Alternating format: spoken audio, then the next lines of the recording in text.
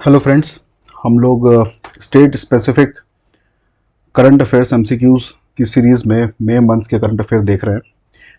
हमने ये उसका सेकंड पार्ट है। पहले पार्ट में हमने 75 क्वेश्चंस के राउंड देखे थे। इस पार्ट में हम लोग बचे हुए 50 प्लस क्वेश्चंस देख के इसको कंप्लीट करते हैं। चलिए फिर स्टार्ट करते हैं। पहला क्वेश्चन है, देखो अभी पहली बार डीआरडीओ ने एक स्ट्रेटोस्फेरिक एयरशिप प्लेटफॉर्म मई 2025 में लॉन्च किया था। ठीक है, इसमें एक इंस्ट्रूमेंट लॉन्च किया था स्ट्रेटोस्फियर में, जिसमें पेलोड भी था उसके साथ। तो इसके बारे में दो स्टेटमेंट है, अब आपको बताना सही गलत इसमें। पहला स्टेटमेंट ये बोल रहा है, ये जो एयरशिप था ये शिवपुर ट्रायल साइट इन मध्य प्रदेश यहाँ से लॉन्च किया गया था। ठीक है, ये एकदम सही है। दूसरा स्टेटमेंट ये बोल रहा है, ये लो ऑल्टीट्यूड कार्गो ट्रांसपोर्ट और शॉर्ट रेंज कम्युनिकेशन के लिए इसको लॉन्च किया गया था, ताकि इन सब चीज़ों में हेल्प मिल सके। ठीक है, कार्गो ट्रांसपोर्ट में और शॉर्ट रेंज कम्युनिकेशन में। ये स्टेटमेंट गलत है।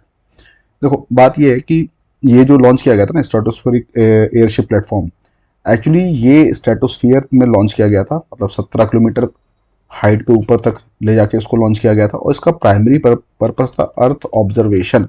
अर्थ ऑब्जर्वेशन, ठीक है, उससे क्या होता है, अर्थ ऑब्जर्वेशन के थ्रू सर्वेलेंस हो सकता है। ठीक है, आपके बॉर्डर्स वगैरह की सर्वेलेंस हो सकता है, डिजास्टर मैनेजमेंट में ये यूज हो सकता है। ठीक है, और ये इसीलिए किया गया, देखो ये सब काम करने के लिए हमारे पास सैटेलाइट्स हैं। लेकिन होता क्या है कि नॉर्मली वॉर टाइम्स में कई बार ये हो सकता है कि अब एंटी सैटेलाइट टेक्नोलॉजी भी कई कंट्रीज के पास आ चुकी है। तो कल को ऐसा हो सकता है कि वो लोग हमारे सैटेलाइट को क्रिपल कर सकते हैं। तो ऐसी केस में फिर इस तरीके की जो चीज़ है ना, एयरशिप जो अभी लॉन्च करी गई, इसकी फोटो आपको पीडीएफ में दिख जाएगी, आप वहां जाके देखना। तो ये उस समय ये फिर भी वर्किंग कंडीशन में रहेंगे। ठीक है, तो इसीलिए हम लोग ये डाइवर्सिफाई कर रहे हैं अपनी चीज़ें। तो ये स्टेटमेंट सही है, पहला इसका आंसर हो गया वन ओनली। नेक्स्ट देखते हैं, ई हंसा प्रोजेक्ट अभी लॉन्च किया गया था मई 2025 में। इसके बारे में दो स्टेटमेंट है। देखो पहला स्टेटमेंट ये कह रहा है इट्स अ नेक्स्ट जनरेशन, ठीक है, टू सीटर भी है, ठीक है, दो लोग बैठ सकते हैं एक, और ये फाइटर एयरक्राफ्ट है। फाइटर एयरक्राफ्ट गलत है। देखो ये ट्रेनर एयरक्राफ्ट है। ट्रेनर एयरक्राफ्ट है। ट्रेनर एयरक्राफ्ट वो होते हैं जो पायलट्स को ट्रेनिंग में यूज आते हैं। तो ये टू सीटर है, मतलब एक ट्रेनर बैठेगा और एक जिसको सिखाया जा रहा होगा वो बैठेगा। लेकिन ये फाइटर एयरक्राफ्ट नहीं है, ट्रेनर एयरक्राफ्ट है। और ई हंसा, देखो हंसा प्रोजेक्ट तो है ही, ये इसका ई हंसा। ई हंसा का मतलब ये होगा, ये इसको जो पावर मिल रही होगी, नॉर्मली क्या होता है जो टर्बाइन फ्यूल होते हैं, ठीक है, जो यूज होते हैं फ्यूल वगैरह एयरक्राफ्ट में, वो इससे नहीं होगा। ये इलेक्ट्रिसिटी से पावर इसको मिल रही होगी, इसलिए ये ई हंसा प्रोजेक्ट है। It is indigenously developed by HAL. HAL नहीं कर रहा है इसको, एनएएल कर रहा है। ठीक है, नेशनल एरोस्पेस लेबोरेटरी जो है वो इसको डेवलप कर रहा है। तो ये आंसर होगा। इसके मतलब दोनों स्टेटमेंट ही गलत हैं।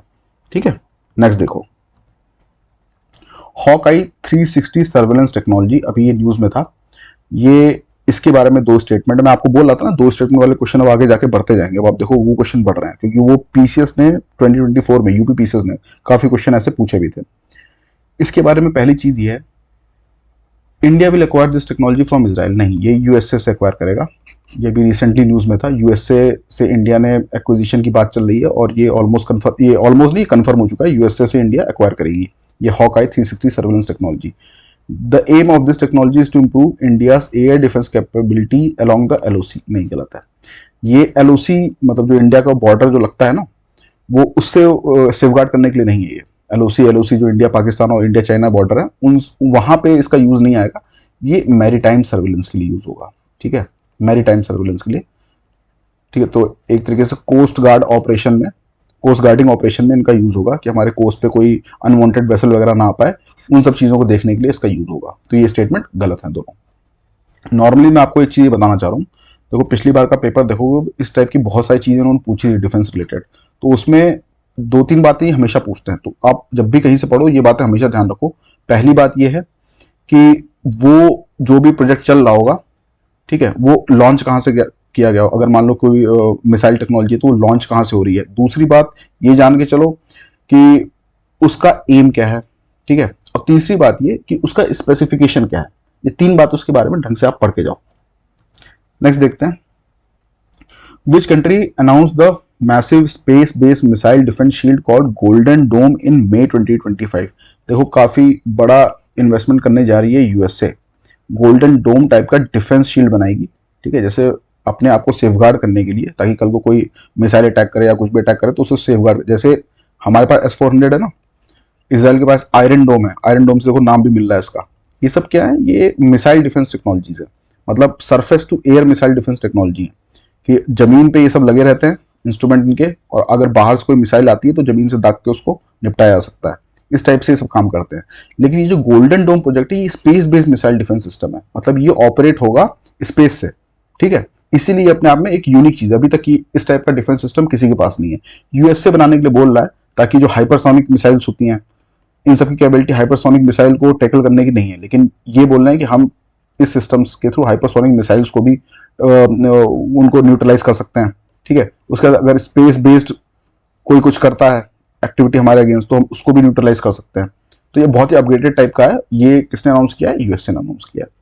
नेक्स्ट देखते हैं, ऑपरेशन कलर अभी न्यूज में था मई 2024 में। इसके बारे में दो स्टेटमेंट है। It was conducted jointly by BSF and Jammu Kashmir police. गलत है, ये operation Keller actually Shopian district में कलर रीजन पड़ता है, कलर रीजन पड़ता है, वहां पे एंटी टेररिस्ट ऑपरेशन लॉन्च किया था इंडियन आर्मी ने, ठीक है। तो ये स्टेटमेंट गलत हो गया, लेकिन ये स्टेटमेंट सही है। शोपियान डिस्ट्रिक्ट जम्मू कश्मीर में कलर जो रीजन पड़ता है वहां पे हुआ था। तो इसका आंसर हो जाएगा 2 ओनली। नेक्स्ट देखते हैं, ऑपरेशन राहत के बारे में ये स्टेटमेंट है। ये पहली चीज में ये लिखी है, ऑपरेशन एक्सरसाइज राहत जो मई में हुई थी, conducted jointly by Indian army and NDRF. एक सही है, ये इन दोनों ने मिलकर किया था, इंडियन आर्मी और एनडीआरएफ ने। ये सिमुलेट किस लिए किया गया था? To simulate desert rescue operation in western region. गलत है, ये एक्चुअली किया गया था सिमुलेट करने के लिए जो फ्लड्स आती है ना नॉर्थ ईस्ट में, नॉर्थ ईस्ट रीजन में जो फ्लड्स आती है, वहां पे जो रेस्क्यू ऑपरेशन होगा उसको सिमुलेट करने के लिए। सिमुलेट मतलब एक तरीके से पहले से आप उसको वो करके देख रहे हो कि ऐसी इवेंट में आप कैसे रिएक्ट करोगे, किस टाइप से आपका मतलब एपरेटस काम करेगा, उसी को सिमुलेशन बोलते हैं। तो जब भी कभी नॉर्थ ईस्ट में फ्लड आएगा तो वहां पे कैसे एनडीआरएफ वगैरह ऑपरेट करेगी, उसी की सिमुलेशन की एक्सरसाइज हुई थी फ्लड रिलेटेड नॉर्थ ईस्ट में, ठीक है। तो ये स्टेटमेंट हो गया गलत, और ये पहला स्टेटमेंट इसमें सही है, ठीक है। नेक्स्ट देखते हैं, these two countries have signed a historic $142 billion arms deal, जिसको कि बोला जा रहा है कि अभी तक का ये सबसे बड़ी आर्म डील होगी पूरे वर्ल्ड में, ठीक है। ये यूएसए और सऊदी अरेबिया ने के बीच में ये आर्म्स डील की बात चल रही है, ठीक है। इसमें एक बात ये भी है कि देखो ऑब्वियस सी बात है, यूएसए काफ़ी ज़्यादा आर्म्स एक्सपोर्ट करता है, ठीक है, और ये गल्फ कंट्रीज इंपोर्ट करती हैं। तो ऑब्वियस सी बात है यूएसए से सऊदी अरेबिया उसको एक्सपोर्ट किए जाएंगे वेपन्स, और सिप्री रिपोर्ट जब आएगी तो उसको भी आप अच्छे से देखना, ठीक है। नेक्स्ट देखते हैं, अब आपके सामने मैच करना है, एक्सरसाइजेस के नाम दिए गए हैं और ये मैच करना है कि वो किस कंट्रीज के बीच में हुआ था। देखो थोड़ा सा नाम ढंग से पढ़ा करो तो आपको बहुत हिंट वही मिल जाता है। जैसे आईक्यूबी लिखा हुआ है ना, तो ए और आई, अब ए से इनमें अगर देखोगे तो अफ्रीका का नाम ए से चालू हो रहा है ना, और आई से इंडिया का चालू हो रहा है, तो ऐसे थोड़ा बहुत दिमाग लगा के आप सही आंसर तक पहुंच सकते हो। तो बी का जो होगा वो हो जाएगा 1, ठीक। और बी का 1 सिर्फ यहाँ पे, यहीं से आपकी बात बन गई, हो गया ये क्वेश्चन, ठीक। बाकी एक्सरसाइज भी देख लेना क्योंकि सब न्यूज में चल रही थी, तो हो सकता है क्वेश्चन जैसे मैं आपको पूछ रहा हूँ यहाँ पे ऐसे वो ना पूछें, वो आपसे थोड़ा अलग टाइप से पूछ लें। ये एक्सरसाइज गोल्डन नोमैडिक एलिफेंट किसके बीच में हुआ था, ठीक। तो वो बात आपको पता होनी चाहिए, इसे बस यहाँ से आपको इंपॉर्टेंट फैक्ट्स मैंने दे दिए मैच करने के लिए, ठीक, क्योंकि इस बार यूपी पीसीएस ने पूछे इस टाइप के क्वेश्चन काफी ज्यादा। नेक्स्ट देखते हैं, नेक्स्ट भी ये है कि आपको अभी एक्चुअली ये आपकी जो मिनिस्ट्री ऑफ कंज्यूमर अफेयर्स और ये है पीडीएस जो देखती है कंज्यूमर अफेयर्स और पब्लिक डिस्ट्रीब्यूशन सिस्टम, तो उसने अभी 3 इनिशिएटिव लॉन्च किए हैं, उनको एक साथ लॉन्च किए थे, उनसे आपको ऑब्जेक्टिव को यहाँ पे मैच करना है। इसमें देखो जो अन्न मित्र पोर्टल था ना, अन्न मित्र इनिशिएटिव या पोर्टल जो भी है, ये हुआ था इसके लिए empowers PDS stakeholders for stock tracking and monitoring, ठीक है। इसमें एक्चुअली क्या था, जो पीडीएस स्टेक होल्डर कौन हो गया, पीडीएस स्टेक होल्डर एफसीआई हो गया, फूड कॉर्पोरेशन ऑफ इंडिया हो गया, या फिर आपके ये हो गए ये जिनको बोलते हैं फूड सप्लाई ऑफिसर जो होते हैं, डिस्ट्रिक्ट फूड सप्लाई ऑफिसर होते हैं, ये सब स्टेक होल्डर्स हैं। तो ये लोग जो भी ये है ना, जो भी पीडीएस में स्टॉक आ रहा है, मतलब जो भी अनाज एक जगह से दूसरी जगह जा रहा है, इन सबको बहुत अच्छे तरीके से ट्रैक कर सकते हैं। इसके लिए लॉन्च किया गया है अन्न मित्र पोर्टल, ठीक। और दूसरा फिर है डिपॉट दर्पण। डिपॉट दर्पण जो है वो self assessment and monitoring tool for FCI. FCI अपने काम को मॉनिटर करने के लिए डिपॉट दर्पण का यूज करेगी। और तीसरा है अन्न सहायता पोर्टल। ये ग्रीवियंस रिड्रेसल मैकेनिज्म है, प्लेटफॉर्म है कि अगर कोई भी जो बेनिफिशियरी है, जो मतलब लाभार्थी हैं इस स्कीम के, पीडीएस के, ठीक है, जिनको राशन फेयर प्राइस शॉप से जो राशन है वो मिल रहा है, 2 रुपए 3 रुपए 1 रुपए के हिसाब से, जो राशन कार्ड होल्डर हैं उनको अगर कोई ग्रीवियंस है तो वो यहाँ पे आके कंप्लेन कर सकते हैं, ठीक है, अन्न सहायता पोर्टल पे। ये है इसमें। नेक्स्ट देखते हैं, सहयोग इनिशिएटिव एक लॉन्च हुई है अभी रिसेंटली, कब, ये मई में, ये भी मई में लॉन्च हुई है। तो इसमें पहली बात ये बोली गई है, इस टाइप के बहुत पूछे हैं, अगर देखो दूसरे जो भी इनिशिएटिव अगर आप पढ़ते हो ना किसी दूसरे स्टेट्स का, यूपी के अलावा, जैसे अगर यूपी का दे रहे हो तो दूसरे स्टेट का, या उत्तराखंड का दे रहे हो तो दूसरे स्टेट का, तो इस टाइप के जो इनिशिएटिव होते हैं उनमें आप दो बातें तो हमेशा देख के जाओ। पहली चीज, ये किस स्टेट ने लॉन्च किया, और दूसरा उसका पर्पस क्या है। पर्पस जी बहुत हल्का सा, बस एक लाइन में जान लो ब्रॉडर पर्पस क्या था, उतने से आपके काम बन जाएंगे मैक्सिमम क्वेश्चंस में। यहाँ पे देखो ये बोल रहा है, it was launch by government of Orissa, सही है, उड़ीसा ने लॉन्च किया था। दूसरी बात ये, it primary aims to improve agriculture productivity in rural areas, गलत है ये, एम इसका ये गलत दिया हुआ है। सहयोग इनिशिएटिव का ये था जो अर्बन पुअर होते हैं, ठीक है, अर्बन एरियाज में जो पुअर हैं उनको, जो इनके लिए जो वेलफेयर स्कीम्स चला रही है ना गवर्नमेंट, उनके बारे में अवेयर कराया जा सके, ये इसका एम था। तो ये चीज हो गई गलत, इसका आंसर होगा ओनली 1। नेक्स्ट देखो, Ankur initiative launch by Orissa in May 2025 aims to achieve, देखो अब ये अलग तरीका है क्वेश्चन पूछने का स्कीम्स के बारे में, वो एक अलग तरीका था पिछला वाला। Which of the following objective, Ankur initiative का जो उड़ीसा गवर्नमेंट ने लॉन्च किया उसका ऑब्जेक्टिव क्या था। इसका ऑब्जेक्टिव था promote resilient smart and inclusive urban development, ठीक है, अर्बन डेवलपमेंट के लिए था, सिंपल सी बात इतना जानो आप, इसके लिए अंकुर इनिशिएटिव लॉन्च किया था। नेक्स्ट देखो, ज्योति स्कीम जो है ये लॉन्च हुई थी मई 2025 में, इसके बारे में 2 स्टेटमेंट के क्वेश्चन है। किसने लॉन्च किया था, केरला ने लॉन्च किया था, बिल्कुल सही है, ज्योति स्कीम केरला ने लॉन्च किया था। दूसरा, अब देखो एम पे है ये क्वेश्चन, इसका एम क्या था ज्योति स्कीम का, फाइनेंशियल एड देना है जो women self help groups rural areas में, उनको फाइनेंशियल एड देना है। ये गलत है, ये आपको कंफ्यूज करने के लिए दिया गया है। एक्चुअली ज्योति स्कीम का बहुत ही यूनिक टाइप का एम था।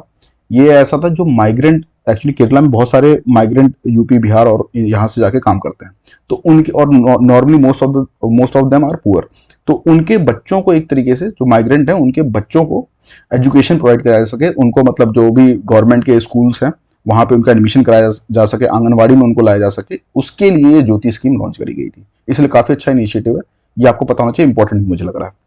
नेक्स्ट देखते हैं, नेक्स्ट है कि महाराष्ट्र गवर्नमेंट ने अभी एक इनिशिएटिव लॉन्च करी है जिसका काम क्या था, जो एग्जिस्टिंग गवर्नमेंट स्कीम्स हैं उनके बारे में वुमेन और चिल्ड्रन को अवेयर कराया जा सके, ठीक है, या इफेक्टिव डिलीवरी, मतलब ये सॉरी, जो एग्जिस्टिंग स्कीम है उनकी डिलीवरी अच्छी करी जा सके, बच्चों और वुमेन के लिए जो स्कीम चलाई जा रही है, ठीक है, उनकी डिलीवरी इंप्रूव करने के लिए। इसका नाम क्या था, इस इनिशिएटिव का नाम था दुर्गा आदिशक्ति देवी, आदिशक्ति अभियान उसका नाम था, ठीक है, ये भी आप ढंग से देख लेना। नई इनिशिएटिव देखो, ये भी काफी यूनिक इनिशिएटिव है, नई दिशा इनिशिएटिव लॉन्च करी थी, किसने लॉन्च करी, दिल्ली पुलिस ने लॉन्च करी, बिल्कुल सही बात है, ठीक है। दूसरी बात ये कह रहा है, इसका एम क्या है, provide free coaching to children of poor undertrials in Delhi, नहीं, ऐसा इसका एम नहीं था। इसका जो नई दिशा इनिशिएटिव का जो एम था वो ये था कि जो लोग अपनी एजुकेशन पूरी नहीं कर पाए, या जिन्होंने बीच में छोड़ दी पॉवर्टी की वजह से, या काम दूसरे काम में लग गए, ठीक है, चाहे वो बड़े बूढ़े वयस्क जो भी हों, उनको दोबारा से एजुकेशन प्रोवाइड कराने के लिए, उसके लिए इनिशिएटिव चालू करी गई नई दिशा, तो ये हो गया गलत, इसका आंसर ये है। नेक्स्ट देखो, CareEdge ratings state ranking 2025 के बारे में ये है, इसने रेटिंग एजेंसी है, केयर एज रेटिंग्स एजेंसी है, जिसने स्टेट रैंकिंग दी थी 2025 में, किसके बारे में, development and sustainability across Indian states, मतलब जो इंडियन स्टेट्स हैं उनकी डेवलपमेंट के रिलेटेड रैंकिंग दी थी कि उनके वहां पे डेवलपमेंट कितना बेहतर तरीके से हो रहा है। तो इसमें जिसने टॉप किया है उसका नाम है महाराष्ट्र, बस इतना आपको पता होना चाहिए, ज्यादा इंपॉर्टेंट नहीं, लेकिन फिर भी बस एक बार देख लेना, महाराष्ट्र को दिया था, क्योंकि देखो कोई गवर्नमेंट एजेंसी तो है नहीं है, तो उतना इंपॉर्टेंट मुझे लग नहीं रहा है। नेक्स्ट देखो, वर्ल्ड प्रेस फ्रीडम इंडेक्स की बात आती है, उसके बारे में 2 स्टेटमेंट है, ये भी लॉन्च, इसकी वो आई थी 20 मई में आया था इसका रिपोर्ट। इंडिया रैंक्ड 151, इंडिया की रैंक है 151। देखो पहला फैक्ट ये हो गया, वेरिएबल जो मैं आपको बता चुका हूं, पहला वेरिएबल ये है, शोइंग इंप्रूवमेंट, ठीक है, इंप्रूवमेंट भी, ये दो वेरिएबल्स हैं फ्रॉम इट्स पोजीशन इन 2024। ये दोनों बातें सही हैं। इंडिया की रैंक इस बार 151 थी और ये पिछली बार से इंप्रूव भी हुई है, जो 224 में रैंक थी उससे इंप्रूव भी हुई है इंडिया की रैंक। तो ये दोनों बातें सही हैं। India is place in satisfactory category for press freedom इन, इस इंडेक्स में इस बार सेटिस्फैक्ट्री कैटेगरी में इंडिया को रखा गया, नहीं, इंडिया को अभी भी वेरी सीरियस कैटेगरी में रखा गया है। ये रैंक से ही पता चल रहा है, वेरी सीरियस कैटेगरी हो गया। अगर 151 रैंक है तो ये सीरियस कैटेगरी में ही होगा, तो इंडिया वेरी सीरियस कैटेगरी में है अभी। ये दोनों बात आपको पता होनी चाहिए इसके बारे में।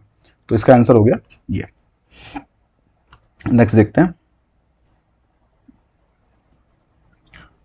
ह्यूमन डेवलपमेंट रिपोर्ट, ये भी आई है मई में 2025 में। इसके बारे में 3 स्टेटमेंट है, ये आपको बहुत अच्छे से देख के जाया करो, ये बहुत इंपॉर्टेंट रिपोर्ट है, अक्सर पूछते हैं।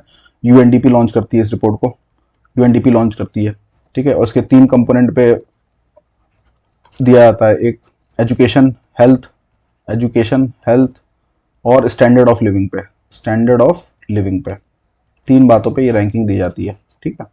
ये इसके 3 कंपोनेंट है ह्यूमन डेवलपमेंट इंडेक्स के, एसडीआई के, ठीक। तो अब इसमें ये चीज देखो, ये एक चीज ये कह रहा है कि इंडिया की जो रैंक है 131 थी 2025 रिपोर्ट के अनुसार, ये गलत है। इंडिया की रैंक है 130, ठीक, 130 रैंक है इस बार।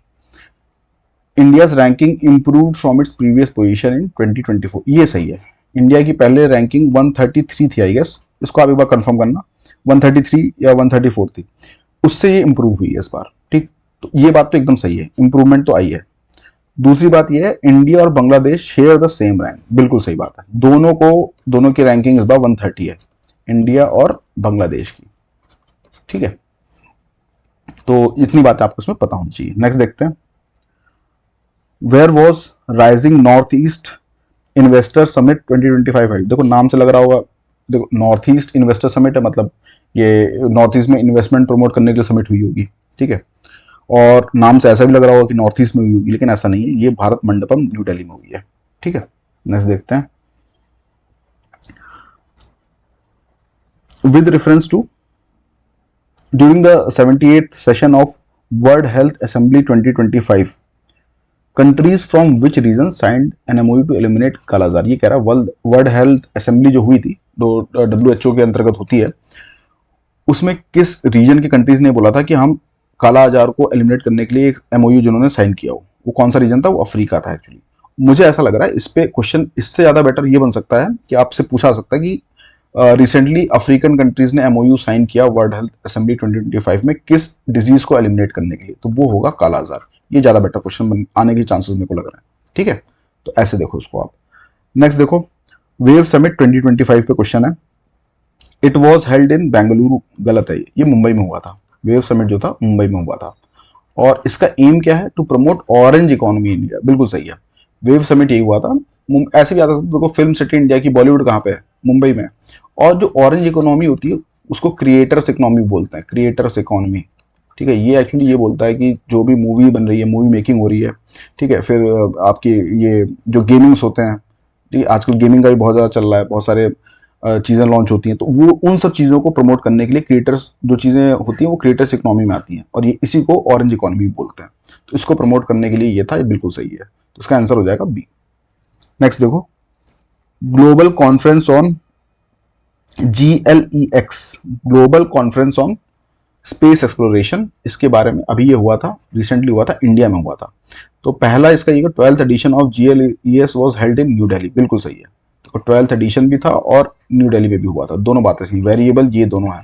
अब ऐसे पूछना तो नहीं चाहिए मेरे हिसाब से कि आप 12th एडिशन कौन सा एडिशन है, इतना कौन याद रखता है, लेकिन अब पीसेस पूछता है ऐसे, तो इसमें कुछ नहीं कर सकते, आपको थोड़ा बहुत देख लिया करो, याद रह जाए। नॉर्मली मैंने देखा है वो इस पे अगर ऐसे 2 वेरिएबल एक ही स्टेटमेंट देंगे तो नॉर्मली वो कोशिश करते हैं इस पे गलत कराने की, इस पे गलत कराने की नहीं करते हैं।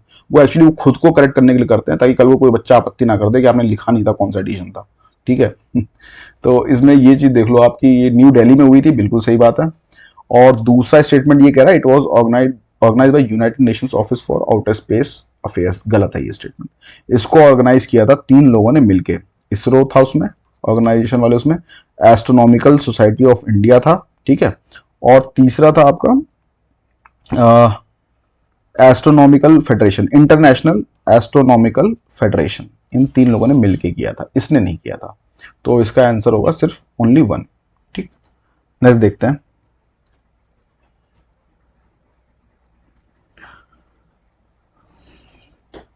Fifty eighth annual meeting of Asian development bank जो अभी मई में हुई है उसके बारे में।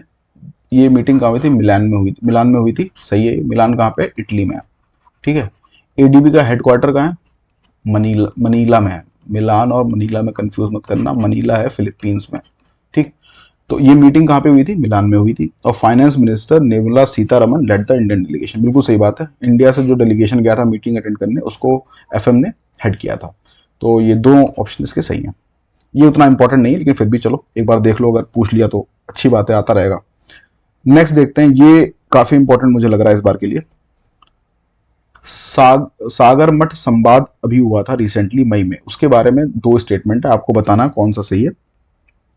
पहला स्टेटमेंट ये कह रहा है कि it's a global dialogue forum started by Nepal, सही है, with its inaugural session held in Kathmandu, ये भी सही है। सागर संवाद एक्चुअली एक तरीके से एक, जैसे आप देखते हो ना कि शांग्रीला डायलॉग होता है सिंगापुर में, ठीक है, इंडिया में रायसीना डायलॉग होता है, न्यू दिल्ली में होता है हर साल। ठीक, तो वैसे ही इन्होंने चालू किया है सागर संवाद, सागर मठ संवाद, एक उसी टाइप का एक ग्लोबल फोरम चालू किया है। इसमें ये 2 साल में एक बार होगा, बायएनियल होगा ये। और इसका एम क्या है कि जो भी पूरे वर्ल्ड में इंपॉर्टेंट इश्यूज चल रहे होंगे उस पर डिस्कशन के लिए, जैसे ये लोग रायसीना में होता है और शांग्रीला में होता है वैसे ही यहाँ पे होगा। ये किसने चालू किया? ये बहुत इंपॉर्टेंट, नेपाल ने चालू किया। इसका पहला सेशन अभी कहाँ पे हुआ है? काठमांडू में हुआ है। और इसका ऑब्जेक्टिव क्या है? Promote cross border trade and investment among south Asian countries. Main objective है ये? नहीं है। ये मेन ऑब्जेक्टिव कैसे हो सकता है? मेन ऑब्जेक्टिव मैंने आपको बताया ना कि वो पूरे वर्ल्ड लेवल पे जो भी इश्यूज हैं उन पे डिस्कशन के लिए है ये। ठीक, तो इसका आंसर हो जाएगा ये। इंपॉर्टेंट है काफी, इसको अच्छे से देख के जाना। नेक्स्ट देखते हैं 98 the 20th session of United Nations forum on forest was held in which city. ठीक है, बस इतना जान लो इसका वेन्यू क्या था। फॉरेस्ट पे जो यूनाइटेड नेशंस का कॉन्फ्रेंस था वो न्यूयॉर्क में था। ठीक, नेक्स्ट देखते हैं, विच among the following temple was recognized as a model temple for turtle conservation in May 2025। देखो नागशंकर टेम्पल है असम में, यहाँ पे क्या था, जो टेम्पल के आसपास जो तालाब हैं उसमें टर्टल कंजर्वेशन की काफ़ी अच्छी इनिशिएटिव चल रही थी। उसी को रिकॉग्नाइज करते हुए गवर्नमेंट ने क्या बोला कि ठीक है भाई, अब इसको मॉडल टेम्पल हम डिक्लेयर कर रहे हैं, बाकी टेम्पल भी इनसे प्रेरणा ले सकते हैं। तो ये नागशंकर टेम्पल है असम में। नेक्स्ट देखते हैं, which city became India's first officially recognised beggar free city in May 2025। देखो ऑफिशियली रिकॉग्नाइज्ड हुआ है, पहली सिटी भी बनी है और ऑफिशियली रिकॉग्नाइज भी हुआ है। और वो सिटी कौन सी है? वो है इंदौर। इंदौर में गवर्नमेंट की इनिशिएटिव देखो, स्माइल इनिशिएटिव जो सेंट्रल गवर्नमेंट चलती है ना, वो पॉवर्टी घटाने के लिए या फिर एलिमिनेट करने के लिए चल रही है। ठीक, उसी के अंतर्गत यहाँ पे क्या हुआ था, इंदौर में जो भी बेगर्स थे उनको रिहेबिलिटेट किया गया, उनको जॉब्स प्रोवाइड करी गई, और जो छोटे बच्चे थे जो भीख मांग रहे थे उनको भी स्कूल्स में भेजा गया। तो अभी क्या है, इंदौर को ऑफिशियली रिकॉग्नाइज कर दिया गया है, पहली बेगर फ्री सिटी, बहुत इंपॉर्टेंट है। नेक्स्ट देखो, WHO global network for age friendly cities, बहुत इंपॉर्टेंट है। इसके बारे में 2 स्टेटमेंट है। WHO का ये एक नेटवर्क होता है जहाँ पे लोग रिकॉग्नाइज करते हैं जो कि एज फ्रेंडली सिटीज़ हैं पूरे वर्ल्ड में। ठीक है, मतलब एज फ्रेंडली सिटीज़ का मतलब ये है कि वहाँ पे जो सुविधाएं प्रोवाइड हो रही हैं उससे जो ओल्ड एज पॉपुलेशन है उनकी लाइफ ईजी हो रही है। ठीक, इसी को बोलेंगे एज फ्रेंडली सिटीज़। ये बोल रहे हैं, पहले स्टेटमेंट में ये कह रहे हैं, Kozhikode has been recognised as a member of WHO's global network of age friendly due to inclusive elderly welfare initiative. ठीक है, जनरल स्टेटमेंट, अगर आपको नहीं पता हो तो भी ये स्टेटमेंट सही मारोगे, बहुत ही जनरल स्टेटमेंट है। Kozhikode is the first Indian city, ये पहली इंडियन सिटीज है जो इसको जिसको डिक्लेयर किया गया। गलत है ये। ठीक है, इससे पहले कोझिकोड भी केरला में, इससे पहले फर्स्ट सिटी जो थी वो कोची बनी थी। ऐसे गलत कराया जाता है। ठीक है, आयोग ऐसे गलत कराएगी आपका सवाल। ये तो सबको पता होगा, इसमें बच्चे कंफ्यूज हो जाएंगे, तो इसे थोड़ा ढंग से पढ़ के जाना। इस बार चीज़ें थोड़ी बदल रही हैं पिछली बार से, तो थोड़ा सा इन डेप्थ आपको ये फैक्ट्स पता होने चाहिए। देखो ये क्या है, ये आपका कॉन्सेप्चुअल क्लैरिटी वाली चीज़ हो गई, ये फैक्चुअल चीज़ हो गई, इसको रट्टा ही मानना पड़ेगा, कुछ नहीं कर सकते इसमें। ठीक है, तो थोड़ा ढंग से पढ़ के जाओ, याद रहेगा, पता रहेगा कि कोझिकोड नहीं था।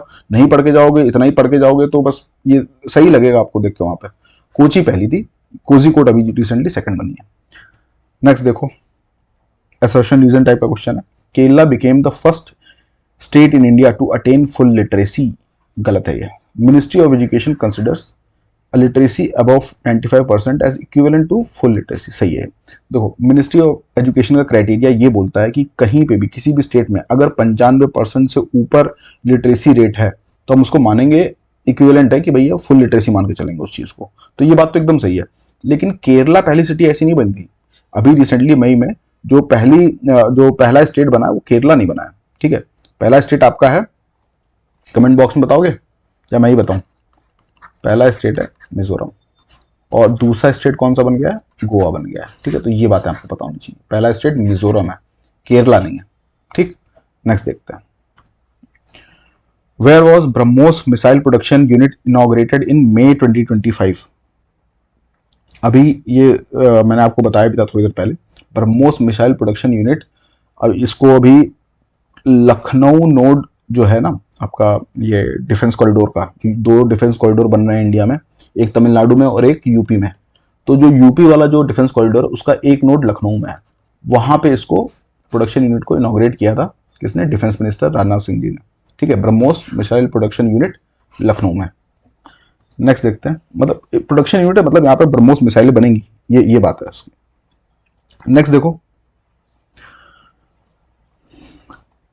Consider the following statement with reference to Bharat Bauddha Kendra. Bharat Bauddha Kendra, it was inaugurated at India Habitat Centre in new Delhi. बिल्कुल सही बात है, न्यू दिल्ली में इंडियन हैबिटेट सेंटर है, वहां पे इसको इनॉग्रेट किया गया। और इसका एम क्या होगा? जो इंडिया की जो हेरिटेज है ना, कल्चरल हेरिटेज और सिविलाइजेशनल हेरिटेज, उसको प्रमोट करने के लिए ये बनाया गया है। बस इतनी बात है, देखो इंडिया के हेरिटेज को प्रमोट करने के लिए बनाया, ये भारत बौद्ध केंद्र इनॉग्रेट किया गया था, ठीक है। दोनों बातें सही हैं। नेक्स्ट देखते हैं।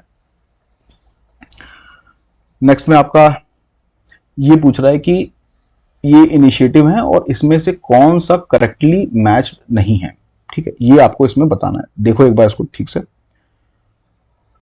इंडिया की पहली transmedia entertainment city creator land जिसका नाम है, वो कहां पे बन रही है? वो अमरावती में बन रही है, ये एकदम सही है। इंडिया की पहली first edu city for global university campuses, ठीक है। एक ऐसी एडू सिटी बनाई जा रही है इंडिया में जहां पे पहली भी होगी, एक ऐसी यूनिवर्सिटी बनाई जा रही है जहां पे जो ग्लोबल यूनिवर्सिटीज होती है ना, जैसे ऑक्सफोर्ड हो गई फॉर एग्जांपल, मान लो मैसाचुसेट हो गई, तो वो आके यहाँ पे अपना कैंपस खोल सकती हैं, ठीक है। वो नवी, ये बहुत इंपॉर्टेंट लग रहा है मुझे, नवी मुंबई में बनाया जा रहा है इसको, ये आ सकता है नवी मुंबई बनाया जा रहा है, ये भी सही है, ये दोनों सही है। फिर तीसरा देखो, ये unveiling of Bodofa Upendra Nath Brahma statue बा अमित शाह जी ने, ये अभी इनका स्टैचू, एक ये बोडो लीडर थे, उनका स्टैचू भी इनॉग्रेट किया था, दिल्ली में किया था, कोकराझार असम में नहीं किया था, ठीक है। ये आपको कंफ्यूज देने के लिए दिया गया, ये न्यू दिल्ली में इसको इनॉग्रेट किया गया था। और पहली विधानसभा जो अब सोलर पावर पे इंटायरली रन करेगी, मतलब उस विधानसभा में सारा इलेक्ट्रिसिटी अब सोलर पावर के थ्रू प्रोवाइड करी जा रही है, वो दिल्ली बन गई है। ये भी बहुत इंपॉर्टेंट लग रहा है मेरे को, ठीक है। तो इसका रॉन्ग आंसर सी। नेक्स्ट देखते हैं। Who became the first Hindu woman to be appointed as Canada's Minister of Foreign Affairs in May 2020? नाम याद रखो बस, और कुछ नहीं करना है इसमें, अनीता आनंद, ठीक। नेक्स्ट देखते हैं। With reference to Justice BR Gavai consider the following. देखो अभी जस्टिस गवई को 52nd CJI के तौर पे अपॉइंट किया गया था, इसके पहले जस्टिस खन्ना थे, अब BR गवई बन चुके हैं। He is the first Buddhist to serve as chief justice of India. बिल्कुल सही बात है, ये पहले बुद्धिस्ट बन चुके हैं जो अब जो चीफ जस्टिस ऑफ इंडिया बन चुके हैं। He is the first Dalit chief justice of India. नहीं, फर्स्ट दलित नहीं था ये हैं दलित हैं और पहले बुद्धिस्ट दलित चीफ जस्टिस हैं, लेकिन ये फर्स्ट दलित नहीं है, क्योंकि फर्स्ट दलित जो थे वो BL सुब्रमण्यम थे, आई गेस उनका नाम था, एक बार उसको आप कंफर्म कर लेना। तो ये लेकिन पहले नहीं है, ठीक। तो इसका आंसर क्या हो गया? One only. नेक्स्ट देखते हैं। आपको यहाँ पे पर्सनालिटीज के नाम दिए गए हैं और ये उनको मैच करना है कि वो किस फील्ड से रिलेटेड है, उन्होंने क्या किया हुआ है, ठीक है। इस टाइप के क्वेश्चन इस बार आया हुआ है पीसीएस में, ऐसे मैच करने के लिए पर्सनालिटीज को, तो इसलिए इसको डाला भी गया है यहाँ पे। MR श्रीनिवासन, ठीक है, ये न्यूक्लियर साइंटिस्ट थे, ठीक, न्यूक्लियर साइंटिस्ट थे MR श्रीनिवासन। इनफैक्ट ये एटॉमिक एनर्जी कमीशन के चेयरमैन भी रह चुके हैं, लेकिन ये बहुत इंपॉर्टेंट है, न्यूक्लियर साइंटिस्ट, ये भी रिसेंटली इनका निधन हुआ इसलिए न्यूज़ में थे। MR श्रीनिवासन बहुत इंपॉर्टेंट है, न्यूक्लियर साइंटिस्ट, याद रखना। जेवी नर्लिकर, ठीक है, ये एस्ट्रोफिजिस्ट हैं, ठीक है, एस्ट्रोनॉमी से रिलेटेड है, ये भी इनका निधन हुआ, इसलिए ये बड़ी पर्सनालिटी है इन दोनों लोग, इसलिए इनके नाम आपको पता होने चाहिए। गीता समोटा ने अभी पहली सीआईएसएफ पर्सनल बनी है जो माउंट एवरेस्ट को जिन्होंने वो स्केल किया है, ठीक है, पहली सीआईएसएफ पर्सनल बनने वाली कौन बनी? गीता समोटा। और चौथा विश्वनाथ कार्तिकेय, ये youngest Indian to conquer 7 highest mountain, इन्होंने अभी मई में पहले यंगेस्ट इंडियन बन चुके हैं जिन्होंने सातों जो पीक जो आपके 7 कॉन्टिनेंट्स हैं उनकी जो सातों की जो हाईएस्ट पीक है उसको कॉन्कर किया है, ठीक है, यंगेस्ट इंडियन ऐसे बन चुके हैं। और वर्ल्ड में ये सेकंड यंगेस्ट बने हैं, ठीक है, इंडिया के यंगेस्ट है, वर्ल्ड के सेकंड यंगेस्ट है, तो इसका आंसर हो गया ये। नेक्स्ट देखो, with reference to Robert Francis Prevost who was elected Pope in May 2025 consider the following statement, ठीक है, ये नए पोप बने हैं, जो पुराने पोप थे पोप फ्रांसिस उनका निधन हो गया था, उसी के बाद ये नए पोप बने हैं, ठीक है, बाय इलेक्शन इन मई 2025। अब देखो, पोप जब कोई बनता है तो उसका पहले तो नाम बदलता है, ठीक है, यहाँ पे ये इनका पोप बनने से पहले का नाम था, पोप बनने के बाद इनको क्या बोला जाएगा? पोप लियो 14, ठीक है, ये इनका नया नाम हो जाएगा, ठीक। और he is the first pope to hail from South Africa, ये तो सही है, he is the first pope from South America, ये गलत है। एक्चुअली ये साउथ अमेरिका से जो पहले पोप बने थे वो इनके पहले वाले थे, पोप फ्रांसिस थे, ठीक है, पोप बनने वाले। ये जो है ये पहले यूएसए के होंगे, जो पहले यूएसए के होंगे, ये भी बहुत इंपॉर्टेंट फैक्ट है। रॉबर्ट फ्रांसिस प्रेवोस्ट यूएसए से पहले पोप बनने वाले आदमी होंगे, ठीक है, तो ये हो गया, ये चीज गलत हो गई, इसका आंसर हो गया वन ओनली। नेक्स्ट देखते हैं, मैच करना है न्यूली इलेक्टेड प्राइम मिनिस्टर को कंट्री से, ठीक है, इसमें तो बस अब याद करो, इसमें और कोई ऑप्शन नहीं है, जो इंपॉर्टेंट है बड़े बड़े जो कंट्रीज होती हैं, ठीक है, या इंडिया के जिनसे रिलेशंस काफी स्ट्रॉन्ग है उनके वाले ज्यादा इंपॉर्टेंट हो जाते हैं। लेकिन जैसे जैसे मंथ पास आते हैं ना, जैसे मान लो अक्टूबर में पेपर होना है तो अगस्त वाले जो होंगे, ठीक है, जुलाई वाले होंगे, उसमें आप बहुत डिटेल थोड़ी सी और ज्यादा कंट्रीज याद करके जाओ, ठीक, एटलीस्ट 4 महीने या 5 महीने पहले जब पेपर हो रहा है उससे 4-5 महीने पहले तक वाले जो इस टाइप की पर्सनैलिटीज अपॉइंट होती हैं उनको थोड़ा और अच्छे से याद करके जाओ। इस केस में तो जो आंसर होगा वो ये है, कामिल अल तैयब इदरिस, ठीक है, ये हैं सूडान के, ठीक है। एंथनी अल्बनीज, ये देखो इंपॉर्टेंट है, ऑस्ट्रेलिया के हैं ये, ठीक है। लॉरेंस वोंग, नाम से पता चल रहा है, ठीक है, ये सिंगापुर के होंगे। और सलीम बिन ब्रेक, यमन के, ठीक। नेक्स्ट देखो, who became the first person to summit Mount Everest a record breaking 31st time, 31 बार माउंट एवरेस्ट को फतेह करने वाले, समिट करने वाले, चढ़ने वाले कौन बने हैं? कामिरीता शेरपा, ठीक है। नेक्स्ट देखो, who among the following was, Kami Rita Sherpa Nepal के हैं। नेक्स्ट देखते हैं, who among the following was appointed as chancellor of Germany in May 2025, ठीक है, ये इंपॉर्टेंट नाम है, फ्रेडरिक मर्ज बने अभी, ठीक। Next, who among the following which among the following newspaper received UNESCO press freedom prize 2025, ठीक है, यूनेस्को का प्रेस फ्रीडम प्राइज 2025 किसको मिला है? ला प्रेंसा का, निकारागुआ का न्यूज़पेपर है ये, ठीक है, सेंट्रल अमेरिकन कंट्री है निकारागुआ, ठीक है, सेंट्रल एशियन कंट्री है, वहाँ का न्यूज़पेपर है, ला प्रेंसा, उसको मिला है ये अवार्ड। नेक्स्ट देखो, अब आपको अरेंज करना है, अभी भी एक्चुअली 39 गैलेंट्री अवार्ड्स दिए गए, 39 गैलेंट्री अवार्ड्स दिए गए प्रेसिडेंट द्वारा, ठीक है, उसमें से 6 कीर्ति चक्र दिए गए थे, ये इंपॉर्टेंट है, कीर्ति चक्र 6 लोगों को दिया गया, उनके नाम क्या है वो नाम उतने इंपॉर्टेंट नहीं है, लेकिन अगर आप देखना चाहो देख सकते हो, मेरे हिसाब से नाम नहीं पूछेंगे। तो इनको अब आपको अरेंज करना है कि कौन सा ज़्यादा मतलब बड़ा माना जाता है, उस बेसिस पे आपको अरेंज करना है, ठीक है। तो इसमें सिंपल सा ऑर्डर जो बन रहा है वो यही बन रहा है, अशोक चक्र सबसे बड़ा होता है। तो जो गैलेंट्री अवार्ड होते हैं 2 टाइप के होते हैं, एक होता है वॉर टाइम और एक होता है peace time. War time gallantry award Paramvir Chakra होता है, पीवीसी, परमवीर चक्र, महावीर चक्र और वीर चक्र। और जो पीस टाइम होता है ना, वॉर टाइम मतलब जब लड़ाई चल रही हो, प्रॉपर लड़ाई इंडिया पाकिस्तान मान लो चल रही है, जब हुई भी थी जब पहले, ठीक है, कारगिल वॉर, उन सब में जब दिए गए होंगे तो ये सब दिए गए होंगे। और पीस टाइम होते हैं जब जैसे लड़ाई नहीं चल रही है, नॉर्मल वो चल रहा है, एंटी काउंटर टेररिज्म ऑपरेशन चल रहे हैं, ठीक है, रेस्क्यू ऑपरेशन चल रहे हैं, उस समय पीस टाइम अवार्ड दिए जाते हैं। उसमें ऑर्डर ये है, अशोक चक्र सबसे बड़ा है, फिर कीर्ति चक्र आता है और फिर शौर्य चक्र आता है, ठीक है। तो 1 2 3 इसका आंसर ये हो जाएगा। नेक्स्ट देखते हैं, with reference to international Booker prize consider the following statement. 2 statement दिए हैं, आपको बताना है, ये बहुत इंपॉर्टेंट न्यूज़ है क्योंकि इंडियन है उनको मिला है, बनु मुश्ताक हैं इनको मिला है इस बार का, ठीक है। किसके लिए मिला है? हर्ट लैम्प, उनका एक लिखित किताब है, हर्ड लैम के लिए उनको ये चीज मिली। ये दोनों फैक्ट इंपॉर्टेंट है।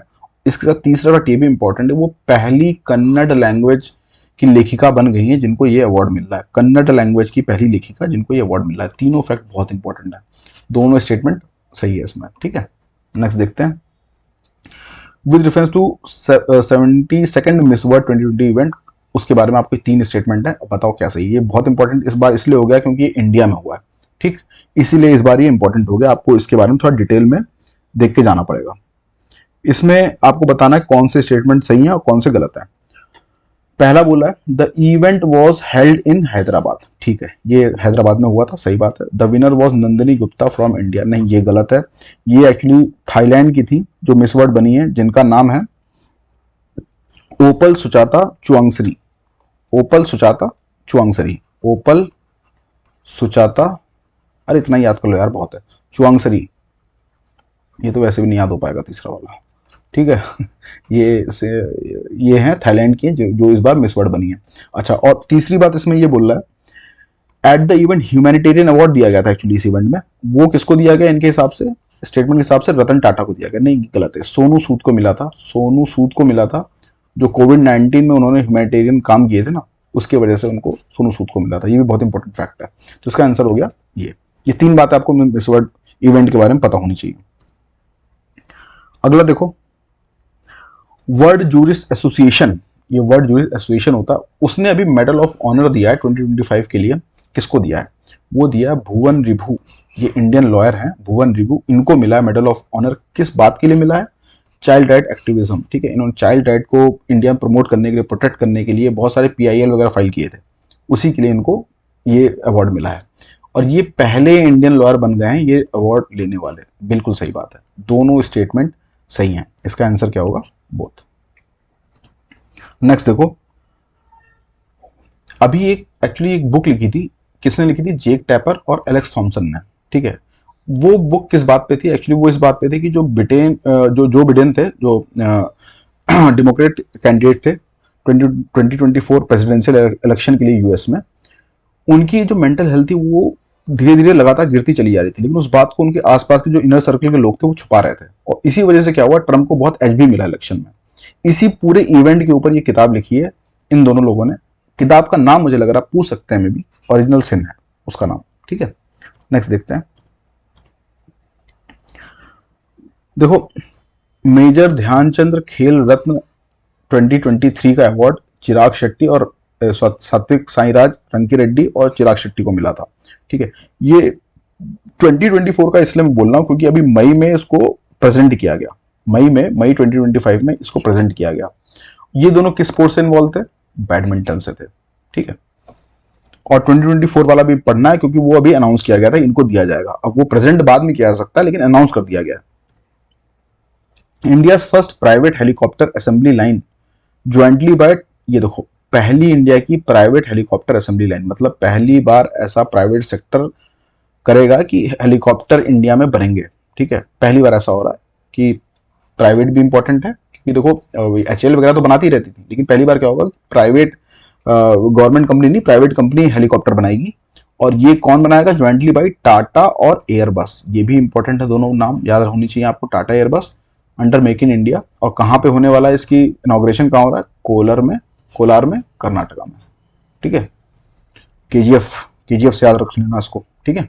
कोलार में कर्नाटका में ये स्टार्ट होने वाला। बहुत इंपॉर्टेंट क्वेश्चन है ये, अच्छे से करके जाना इसको। नेक्स्ट देखो, ये अब देखो भाई आ गया मेजर ध्यानचंद खेल रत्न 2024 वाले, ठीक है। ये अनाउंस हो गए थे, आई गेस फेब या उसमें हुए थे, एग्जैक्ट वो इंपॉर्टेंट नहीं है, लेकिन ये हो गए थे। और 2023 वाला मई में प्रेजेंट किए गए, इसलिए उसको बस देख लो एक बार। ये ज़्यादा इंपॉर्टेंट है क्योंकि इस साल वाले हैं ये। तो इनको आपको क्या करना है? इनको आपको मैच करना है किस स्पोर्ट से थे। ये 4 ही लोगों को मिला है, ठीक है, 4 लोगों को इस बार मिला है। उनके नाम याद रखो, जैसे जो डी गुकेश थे, ये पता है ग्रैंड मास्टर हैं, चेस से संबंध रखते हैं। दूसरा हरमनप्रीत सिंह, ठीक है, ये हॉकी टीम, वो है हॉकी टीम के मेंबर, इंडियन हॉकी टीम के। मनु भाकर क्या है? शूटिंग है, ओलंपिक में मेडल लेके आई थी। प्रवीण कुमार कौन है? पैरा एथलेटिक है, ठीक है। तो इसका आंसर क्या हो गया? ए हो गया। नेक्स्ट देखो, Khelo India youth games 2025 were held in Bihar for the first time. बिल्कुल सही बात है, पहली बार बिहार में खेलो इंडिया यूथ गेम्स ऑर्गेनाइज कराए गए इस बार। ठीक है, पाटलिपुत्र स्पोर्ट कॉम्प्लेक्स में इनॉग्रेट किया गया था और 5 जगह पे हुआ है आई गेस। तो उनके नाम आप अच्छे से करके जाना, जो बीपीएससी देने वाले वो उनके नाम आपको पीडीएफ में मिल जाएंगे। हमारी इसी पे पूरा जो एक पीडीएफ बनाया हमने, मंथली करंट अफेयर्स की जो मैगजीन बनाई है उसमें आपको सबके नाम मिल जाएंगे। फर्स्ट एवर खेलो इंडिया बीच गेम्स, ठीक है, फर्स्ट एवर खेलो इंडिया बीच गेम्स कहाँ पे हुए? पुदुचेरी में नहीं, ये दीव में हुआ है, पहली बार हुआ है इस बार। ठीक है, ये दीव में बीच गेम्स, ये अलग चीज है, दोनों इवेंट अलग हैं। ठीक, ये बीच गेम्स वाला है, ये दीव में हुआ है। अच्छा, यूथ गेम्स का एक चीज और मैं बता दूं कि ये बिहार में सारे इवेंट नहीं हुए थे, कुछ इवेंट न्यू दिल्ली में भी हुए थे। ठीक है, तो पहला सही है, दूसरा गलत है, इसका आंसर हो जाएगा ये। नेक्स्ट देखते हैं। देखो, Monaco Grand Prix sprint race 2025 के बारे में 2 स्टेटमेंट है। Kush Maini became the first Indian to win a Formula 1 race, गलत हो गया। एक्चुअली कुश मैनी ने, पहले इंडियन तो हैं लेकिन उन्होंने फॉर्मूला 1 रेस नहीं जीता था, अभी F2 रेस जीता है।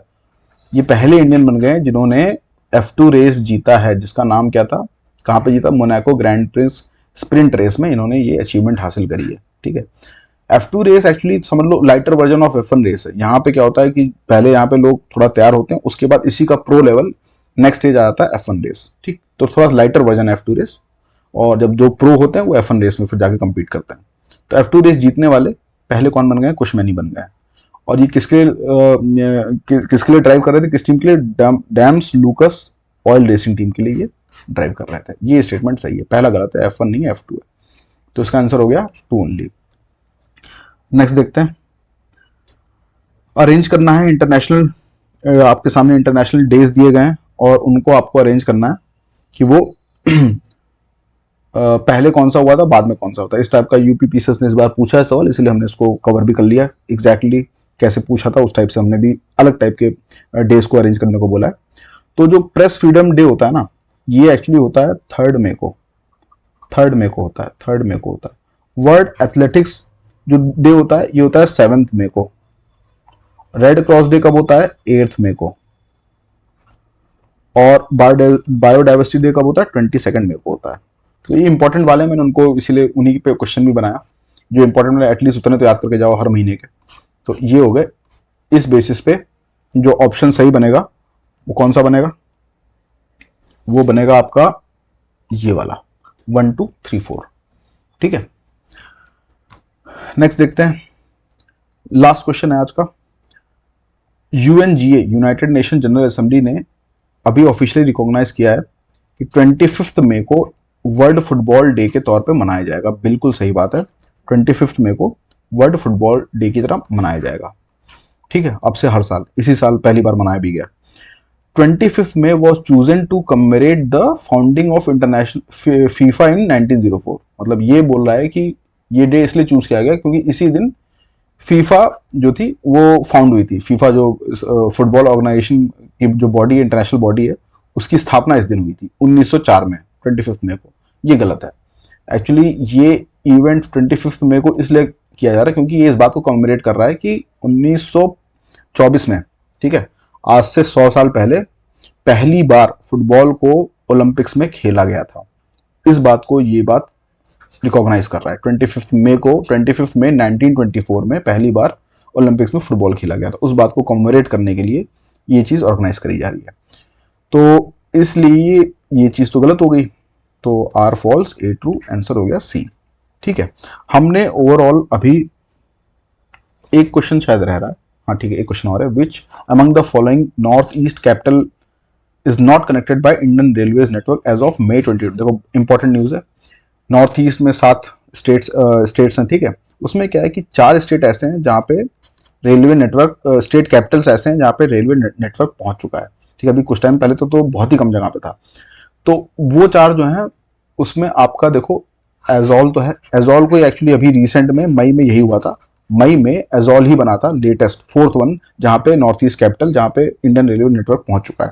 ठीक है, दिसपुर गुवाहाटी यहाँ पे भी है। ठीक है, एक्चुअली दिसपुर के बहुत पास गुवाहाटी पड़ता है, तो इसीलिए उसको माना जाता है कि ठीक है यहाँ तक भी पहुंच चुका है। कोहिमा अगरतला, अगरतला कहाँ है? त्रिपुरा में, यहाँ पे भी है। ठीक है, कोहिमा में नहीं है, नागालैंड में नहीं है। और जो चौथा है, 3 तो ये हो गए, और चौथा जो आपका है वो ईटानगर है। ईटानगर में भी रेलवे स्टेशन है, इनफैक्ट यहाँ पे नाहरलगुन जगह पड़ती है, वहाँ पे है। तो ये 4 जगह पे अब रेलवे कनेक्टिविटी है, 4 स्टेट कैपिटल्स नॉर्थ ईस्ट के जहाँ पे रेल कनेक्टिविटी हुई, ये है उनके नाम। ठीक है, तो मई मंथ के हमने 127 क्वेश्चंस देखे हैं ओवरऑल, और इसी के साथ ये मई मंथ का खत्म होता है। खत्म होने के साथ मैं आपको एक चीज ये बोल दूं, ओवरऑल देखो हमने काफी अच्छा एग्जॉस्टिव कवरेज किया, हर टाइप के सवाल देखे जितने यूपी पीसीएस ने पूछे हैं, और जैसे पूछ सकते हैं, सिंगल स्टेटमेंट टाइप के क्वेश्चन में फोकस नहीं रखा, हर टाइप के उसमें देखा। मैं ये इनिशिएटिव कंटिन्यू रखना चाहता हूँ आगे भी। हमारे इस समय 2 इनिशिएटिव एक साथ चल रही है, दोनों एकदम कंप्लीटली फ्री हैं। एक तो ये करंट अफेयर्स वाला जो आपका एमसीक्यूज है, ये जो अभी आप लोग देख रहे हो ये है। इसी के साथ साथ इस पे पीडीएफ प्रॉपर बनी हुई है, करंट अफेयर्स मैगजीन है वो प्रॉपर मई मंथ की, एकदम डिटेल में उसमें एक एक चीज कवर है। ठीक है, एक एक टॉपिक जो मई मंथ में हो सकता है, ये देखिए मैं आपको थोड़ा दिखा भी देता हूँ, ये है वो पीडीएफ। ठीक है, एक एक चीज इसमें कवर है, तो आप इसको अच्छे से उसमें मैप भी बनाए हुए हैं, डायग्राम भी यूज किए गए, अच्छे से पढ़ो, बहुत ही crisp to the point language इसका, ये भी एकदम फ्री है। ये दोनों चीजें आपको, अगर आप इन पे वीडियो देखना चाहते हो तो वीडियो आपको मिल जाएगा यूट्यूब पे, और अगर आपको ये पीडीएफ डाउनलोड करना है दोनों चीजों का फ्री में, वो आपको टेलीग्राम से ही मिल जाएगा। तो आप ज्वाइन करो, पीसीएस लैब्स नाम से वो है, मैं लिंक सब हर चीज का डिस्क्रिप्शन में डाल दूंगा, इसको आप अच्छे से करो। और ये काफी होलिस्टिक अप्रोच है, हर महीने का हम लोग चाह रहे हैं कि एकदम डिटेल में चीजें कवर कर लें।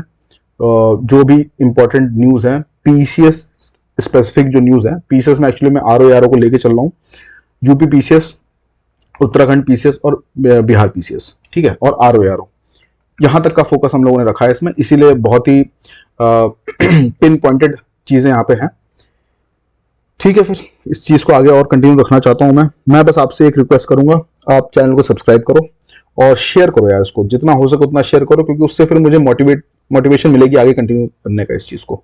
ठीक है, चलिए फिर वाइंड अप करते हैं। All the best, thank you.